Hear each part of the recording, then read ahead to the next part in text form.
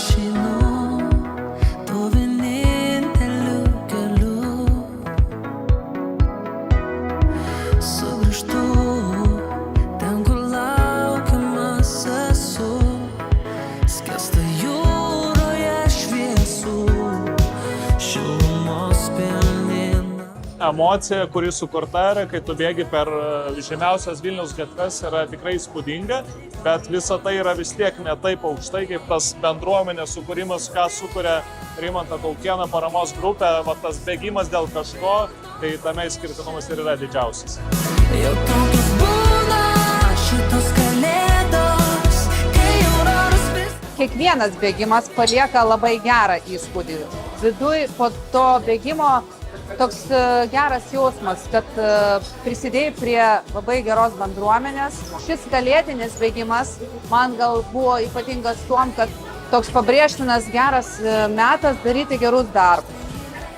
Ir šiandien kaip tik bėgom, pamatėm, jog moteris, kuri irgi bėga bėgimą vežimėlyje, tokiam specialiam, ir jai sunkiai sekasi į kalną. Mes bėgom į Piliagatvių. Ir mes su draugais čiupom už jos ir bėgom visą laiką trise.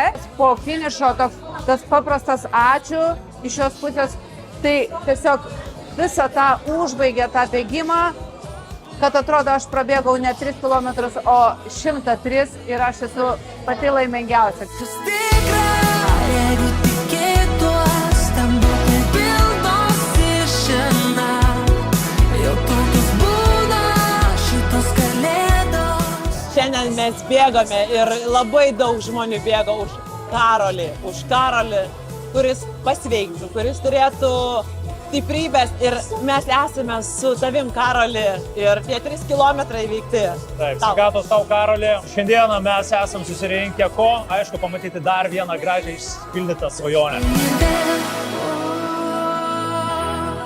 Nuotaikos visą laiką yra puikios, nes tik tais geros nuotaikos ir pačios šypsenos dėka mes ištveriam visus sunkumus ir iššūkius, kur gyvenimas mums pasiūlo. Kiekvienas bėgimas yra išskirtinis, todėl kad kiekvieną kartą kažkokie nauji žmonės, naujos emocijos, naujos istorijos, nauja pagalba, nauji iššūkiai, kuriuos reikia nugalėti ir nauja misija. Mes daug padaryti kai kuriuos situacijose negalim, bet kas įmanoma iš mūsų, mes stengiamės padaryti viską.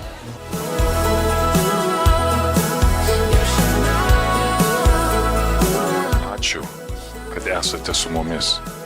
Kartu tampame viena širdimi, kuri keičia pasaulį. Už Karolio svajonę!